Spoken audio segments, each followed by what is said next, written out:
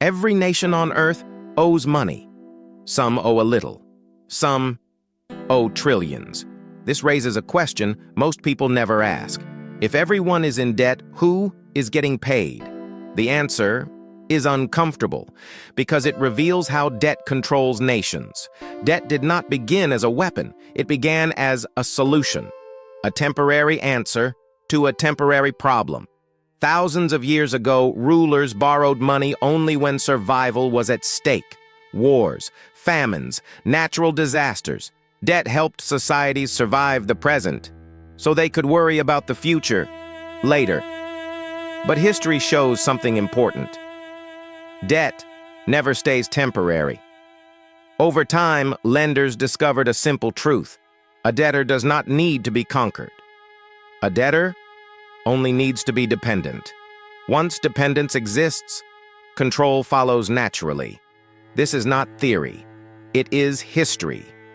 Ancient Rome did not collapse because it lost battles. Rome collapsed because it lost control of its money. The Roman government spent more than it collected. To close the gap, it borrowed. When borrowing reached its limits, Rome changed the money itself. Silver coins were quietly diluted. Less silver. Same face value.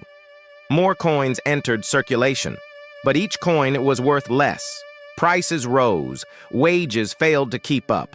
Trust collapsed. Rome did not fall in a single moment. It slowly lost confidence. This pattern repeats throughout history. Empires rise on productivity and fall on debt. Modern debt looks more sophisticated, but its purpose has not changed. Today, governments no longer borrow from kings or merchants. They borrow from systems. Central banks, private bond markets, global financial institutions. Unlike ancient debt, modern debt is never meant to disappear. It is rolled over, refinanced, expanded. Debt today is not a burden to remove. It is a structure to maintain. After World War II, this structure became global. The United States dollar emerged as the world's reserve currency. Oil was priced in dollars. Trade was settled in dollars. Global debt was issued in dollars. This created an imbalance unlike anything in history. Most countries must produce value to earn dollars.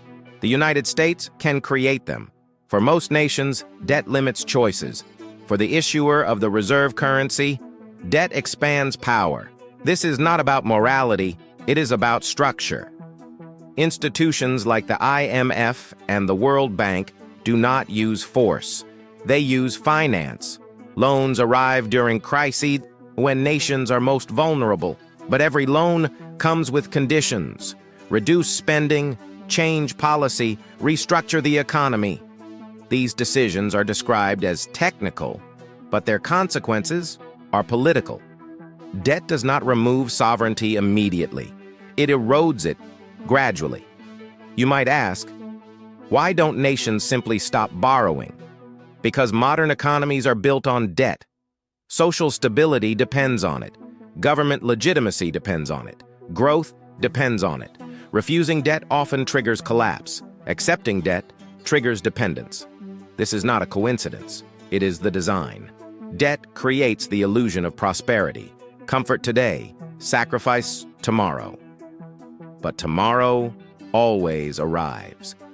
When debt grows faster than real productivity, power shifts away from citizens, away from governments, toward financial systems that never face elections.